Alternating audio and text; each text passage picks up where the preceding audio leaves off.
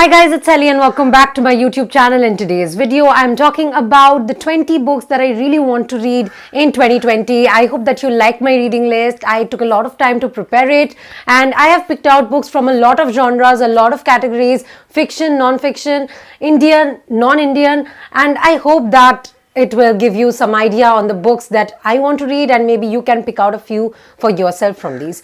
So without any further ado, let's get into today's video. I'd like to begin by introducing today's sponsor's book. This book is called The Guide for Every Screenwriter. This is a non-fiction book about screenwriting. If you are someone who wants to make a career in screenwriting, who wants to know more about screenwriting, or even if you already know about screenwriting but you don't feel very satisfied with your knowledge, this book is something that you must buy. I think that one of my biggest goals for 2020 is to make sure that I am expanding my skill set. So this is something that I want to learn. I've always been interested in movies and scripts, and I never knew that screenwriting can be such an elaborate art, honestly. I came across this book sometime around December and I am so glad that the author agreed to sponsor today's video. This book is extremely concise, which is like my favorite part about it. There are a lot of books available on screenwriting, but this is hands down the best because it doesn't beat about the bush. It doesn't talk about things that it doesn't really need to. None of the unnecessary advice that you find in a lot of books. It gets straight to the point about what screenwriting is, what concepts are, conflict, synopsis, all of this. In my opinion, the most important of these has to be like the plot and subplot thing. I always got extremely confused about it and I can't even imagine how a writer feels while figuring out and writing down plots and subplots of a particular thing that he's writing about. And this book gets into depth but not so deep that it just deviates from the topic. Okay, this book just gets into the point and gives you all the necessary details that you need to know to become a successful screenwriter. So if you want to make a career out of it, this is a book that you must read in 2020. The link to buy this book will be in the description below, so maybe go check it out and let me know how you felt about this book and if you have any feedback about it as well. The next book on my reading list is The Stationery Shop of Tehran by Marjan Kamali. This is a book that I was interested in. I'm not even ashamed to admit it actually, but because of the cover first, and then I noticed the title and it said Tehran, and I'm extremely interested in reading anything about Tehran, which is a place where there have been a lot of conflicts inside the country, and I just like reading about times of turmoil because we are in times of turmoil, I guess, and just relating with the human condition feels so beautiful. This book is, by the way, available on Storytel. If you want a 30-day free trial, I'll leave the audiobook trial link, storytel.com/Ellie, and this will give you a 30-day free trial of all their audiobooks. So listen to as many as you want to. After the trial is over, it's like $2.99 per month if you want to use it. Coming back to The Stationery Shop of Tehran, it's also set in 1953 and I have this sense of longing called Saudade. I'm pretty sure you guys know the meaning of this word, but if you don't, I'll leave it around here. So I have this Saudade thing and I love reading about things and stuff about times that I've never lived in, and let me know in the comments below if you like that as well, because there's no way I'm gonna be able to do that ever except in books. The next book is a non-fiction and I actually already finished reading this. This is like one of the few exceptions from this list because see, I'm making this video in the last week of January, and so I finished reading this particular book in the first 3 weeks. So this book is called 10 Days in a Madhouse. It's also a non-fiction by Nellie Bly.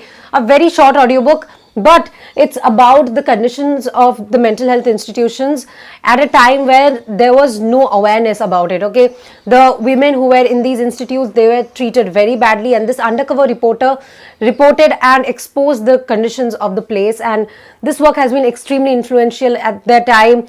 They raised a lot of awareness and funds for these mental health institutions, and I'm really proud that a woman could do that. I really enjoyed reading this book. It's nothing extravagant, but I liked it. Next on my reading list is Nikolai Gogol's Stories, and this is the book that I bought. Actually, it's a gift from my father. Thank you, Papa.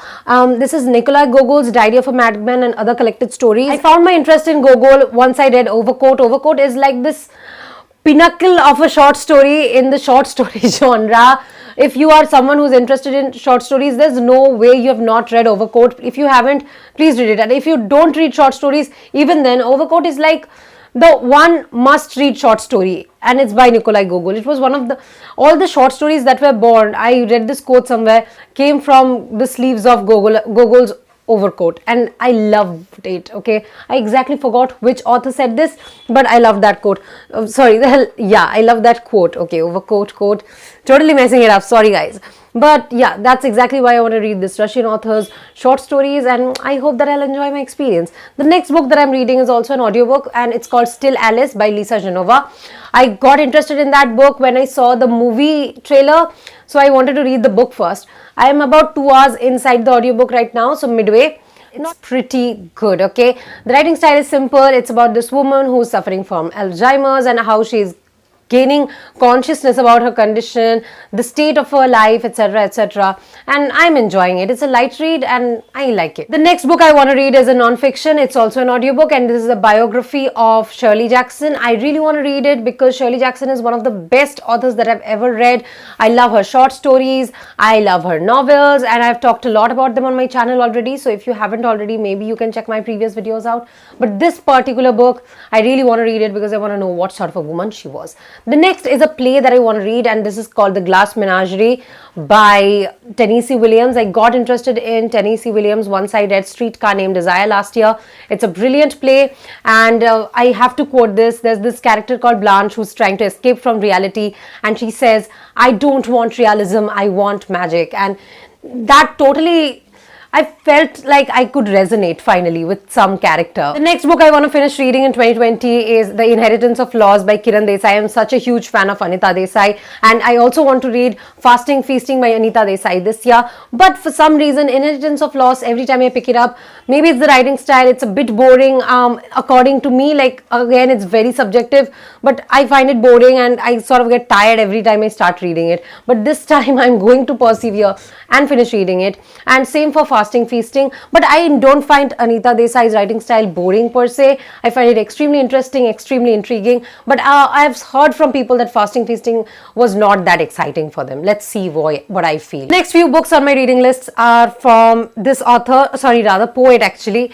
She's Langleaf. She has written a lot of books, and I've only read like 4 of them, all of them which were poetry collections, like The Universe of Us, Memories, Lullabies, Love and Misadventure. All of them were brilliant, but I need to read books like Sad Girls now because I'm pretty sure it's gonna be amazing. Doesn't matter what she writes, prose or poetry, she's always beautiful in her verses, and I really want to finish all the books that she has ever written this year. The next book I want to read is called Poor Economics. You guys know very well probably why I want to read this. I was so proud of Abhijit Banerjee when I got the news, by the way, because I'm a Bengali, and yeah, so the news of Abhijit Banerjee getting the Nobel and Saurabh Ganguly being the president of BCCI came on the same day, and yeah, Bengalis were on a different level of high that day. Coming back to Poor Economics, the reason why I want to read this book is pretty obvious, I guess. I want to read this book because they got the Nobel Prize and I want to see what it's about. I'm pretty sure I'll get new ideas from this non-fiction, and I'll let you guys know how I like it. The next book is also sort of an audiobook, but this is more about making passive income, and this book is called 30 Ways to Make Passive Income. Pretty simple title, honestly. But I want to read this. I hope that you guys have seen my videos related to my work life and professional life, and in there I have talked a lot about how I love passive income and I want to build a lot of sources of income over the years, and I am always looking for new ideas. So this particular book, I want it to guide me, and I will suggest you guys that you also think about making money on the side, even if you are actively working at a job, because you never know what the future holds for you. The next book that I want to read is Dave Ramsey's Total Money Makeover. Once again, a finance related book that I'm very interested in completely reading front to back, so that I can understand what money is about, how I should manage it, and etc. I really want to change my perspective on money as much as I can, because I grew up with a very different perspective, and right now my perspective is totally changed. Let me know if you want to have a video about that, because I really think I could share some good advice. I think so, yeah. So let me know if you'll be interested. And yeah, the next book is a fiction, and this book is called The Forest of Enchantments. I never finished reading this book. Once again, I have no idea why, because unlike Kiran Desai's, I know what my problem with Kiran Desai's book is, but Chitra Banerjee, I love her writing style, but for some reason something or the other comes up and I don't finish reading it. This book was a gift from someone I love so much. She's such a great friend of mine, but I feel just terrible that I couldn't. The next book I'll recommend is a Brian Tracy book. I'll just not blabber on about Brian Tracy because I love this man so much. This book is called 10 Ways to Live a Wonderful Life, and I love Brian Tracy's books. Okay, I have read almost all of them, and this is one of the few books that I have not. So yeah, I'm gonna read this one. The next book I want to read is a feminist novel called The Women's Room by Marilyn French. This is also one of those books that I've started reading but never been able to finish. But so a lot of books that I want to finish reading this year are books that I've tried reading but never successfully done so. And I just hope that this year will finally be the year that I break away from it and finally finish it. The same goes for the next book that I want to read, and this is called An Equal Music by Vikram Seth.